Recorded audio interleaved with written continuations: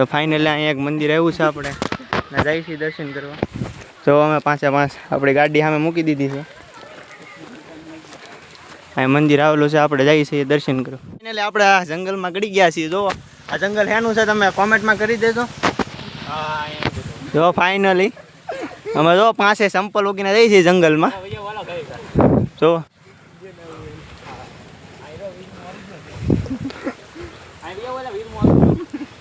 જો ફાઇનલી અમે જઈએ છીએ જંગલમાં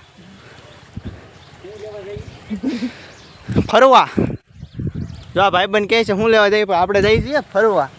આજે આપણે હતી રજા એટલે આપણે નીકળી ગયા ફરવા ને તમે પણ તમારા ભાઈબંધોને લઈને નીકળી જાઓ ફરવા. અમે તો જો નીકળી ગયા છીએ ફરવા. અમારી જાત્રા છે કંઈક જો આવી રીતની. હવે આગળ જઈએ અમે. આમાં જો દીપડો બીપડો બેઠો હોય તો અમારું શું થાય કમેન્ટ કરી દેજો. તો ફાઇનલી આપણે તો પાછળ થઈ કેમ કે આપણને લાગે બહુ બીક એટલે આપણે ભાઈબંધોની પાછળ આવી છીએ કેમ કે આમાં કાંટા ને એવું છે બહુ.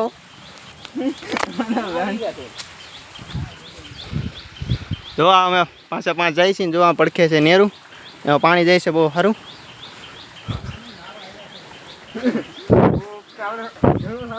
અમે જાય છીએ જંગલમાં અને આમાં નક્કી ન હોય આમાં દીપડા ને એવું હોય છે કે તમારા ભાઈબંધો સિવાય એકલા આવતા નહીં. નકર આમાં લઈને દીપડો બીપડો હોય તો તમારે આટીએ સડી જાઓ. આમાં ધ્યાન રાખવું. મારી તો વાહે બીક લાગે છે મને તો હવે કેમ કે આ ભાઈબંધો જાય છે એટલે એની વાહ આપણે જઈ. અને જો આવું જંગલ થઈ ગયું છે ચાલુ હવે. તો ફાઇનલી અમે લોકો બેસી ગયા છીએ અહીંયા અને થાકી ગયા છીએ.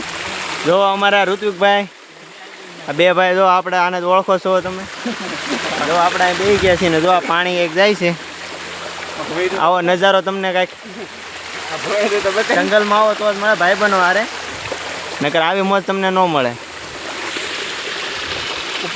હાલો ફાઇનલી આપણે જંગલમાંથી વ્યવા છીએ બહાર અને આપણે રસ્તે ચડી દીધી છે ગાડી. હાલો મળીએ બીજા બ્લોગમાં.